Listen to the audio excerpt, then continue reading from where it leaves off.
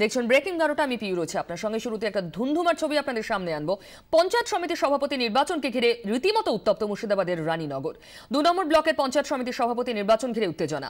পঞ্চায়েত সমিতির কৃষি কর্মাধ্যক্ষের গাড়ি ভাঙচুর করা হয়েছে। বোমাবাজির ছবি, হাতে লাঠি নিয়ে পুলিশের সঙ্গে পাল্লা দিয়ে সংঘর্ষে জড়িয়েছেন সাধারণ মানুষও। আমাদের প্রতিনিধি সোমা মাইতি এই মুহূর্তে আমার সঙ্গে রয়েছে। সোমার থেকে ডিটেইল জানবো। সোমা, এই অবস্থা কি করে হলো?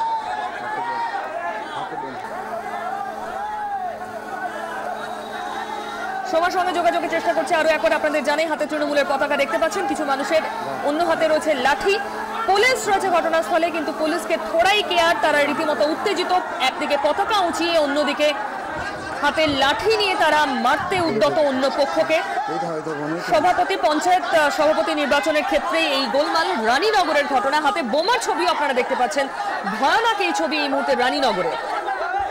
সোমা মাইতি আমাদের প্রতিনিধি এই মুহূর্তে আমার সঙ্গে রয়েছে। সোমা, কি অবস্থা, কি করে হলো এরকম?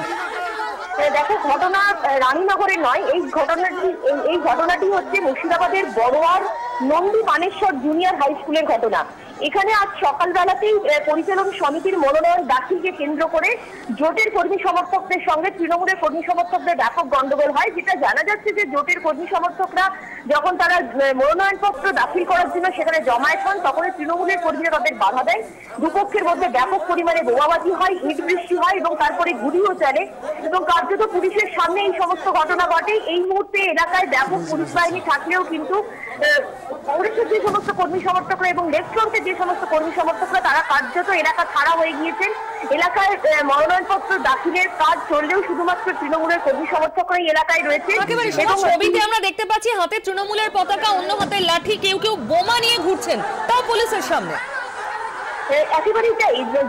পুলিশ কর্মীরা রয়েছেন, কার্যত বলা যেতে পারে এই তাণ্ডব দেখে তারা পিছু উঠতে শুরু করেছেন। যখন কর্মী সমর্থকরা দুই পক্ষ যখন বোমাবাজি নিয়ে একে অপরের দিকে যখন ছুটে যাচ্ছেন, যখন গুলি চলছে এলাকায়, তখন পুলিশরা পিছু হচ্ছেন। এই তাণ্ডব চলছিল, এই তাণ্ডবকে কার্যত দমন করার মতো যে পুলিশ বাহিনী দরকার, সেই পুলিশ বাহিনী কিন্তু কার্যত এলাকাতে নেই। এবং এই পরিচালন সমিতির মনোনয়ন দাখিলকে কেন্দ্র করে যে এমন গন্ডগোল হতে পারে এমন আভাস কিন্তু এলাকায় আগে থেকেই ছিল। নন্দী বানেশ্বর স্কুলের জুনিয়র হাই মাদ্রাসায় যে পরিচালন সমিতির যে আছে মনোনয়ন দাখিল, এবং এটা নিয়ে উত্তেজনা হতেই পারে এই সম্ভাবনা থাকা সত্ত্বেও কিন্তু পর্যাপ্ত পুলিশ বাহিনী এলাকায় না থাকার কারণে এই ধরনের গন্ডগোল। এখনো দুপক্ষ দুদিকে রয়েছেন, ব্যাপক পরিমাণে গোটা এলাকায় উত্তেজনা রয়েছে। এখনো পর্যন্ত যা খবর পাওয়া যাচ্ছে, আবিদুল শেখ নামে এক কংগ্রেস কর্মী তিনি গুলিবিদ্ধ হয়েছেন, তাকে কান্দি মহকুমা হাসপাতালে নিয়ে আসা হয়েছে। পুলিশের ভূমিকা তো আমরা দেখতে পাচ্ছি, তারা কার্যত হাত গুটিয়ে রয়েছেন। তুমি যেমনটা বললে সময়, এখনকার যে কাজকর্ম, যে বিষয়কে ঘিরে এত উত্তেজনা, সেই মনোনয়ন পেশের কাজ কি চলছে? আদৌ সেটা সম্ভব হচ্ছে? কংগ্রেসের পক্ষ থেকে ইতিমধ্যে অভিযোগ করা হয়েছে যে তাদেরকে এলাকায় পৌঁছতে দেওয়া হচ্ছে না। তাদের কর্মী সমর্থকরা কেউই একজনও এখনো পর্যন্ত মনোনয়ন দাখিল করতে পারেনি। তারা সবাই ঘটনাস্থল থেকে সরে এসেছেন, আরো যেন হিংসার ঘটনা যেন না ঘটে। অন্যদিকে তৃণমূলের কর্মী সমর্থকরা ঘটনাস্থলে রয়েছেন। যেটা জানা যাচ্ছে, কার্যত মনোনয়ন প্রক্রিয়া অংশীদার হয়েছেন একমাত্র এই মুহূর্তে তৃণমূল কংগ্রেসের কর্মীরা। কংগ্রেসের কর্মীরা পুলিশি সহায়তা চাইছেন, তারা যেন মনোনয়নপত্র দাখিল করতে পারেন, সেই কারণে তারা এই মুহূর্তে পুলিশের সহায়তা চাইছেন। সোমা, যারা লাঠি নিয়ে দৌড়চ্ছেন অন্য পক্ষকে মারতে, তাদের রাজনৈতিক পরিচয় কি? সকলেই তৃণমূলের? দেখো, যে বিরোধী দুই পক্ষ রয়েছে যাদের ছবি আমরা দেখতে পাচ্ছি, তারা একেবারে হাতে ফ্ল্যাগ নিয়ে, তারা কেউ কারো হাতে লাঠি, কারো হাতে বোমা তারা ছুটে বেড়াচ্ছেন। উল্টো দিকে জোটেরও বেশ কিছু কর্মী সমর্থক রয়েছেন, কেউ বা লেফট ফ্রন্টের, কেউ বা কংগ্রেসের, তারাও কিন্তু এই গন্ডগোলের মাঝে রয়েছেন। দুপক্ষকেই আক্রমণ চালিয়েছে বলা যেতে পারে। তো এই পরিস্থিতি এতটুকু থামাতে পারেনি, নিয়ন্ত্রণ করতে পারেনি পুলিশ?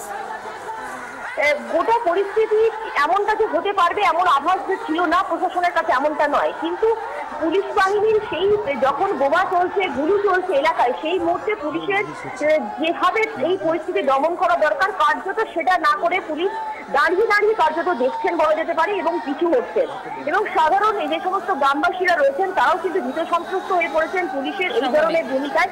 তার কারণ, একটা স্কুলের পরিচালন সমিতির মনোনয়ন দাখিলকে কেন্দ্র করে যদি এই ধরনের ধুমধুমার কাণ্ড ঘটে, এই ধরনের রাজনৈতিক উত্তেজনার পরিবেশ তৈরি হয়, সেই জায়গায় দাঁড়িয়ে এলাকার মানুষজন কিন্তু অনেকটাই ভীত সন্ত্রস্ত।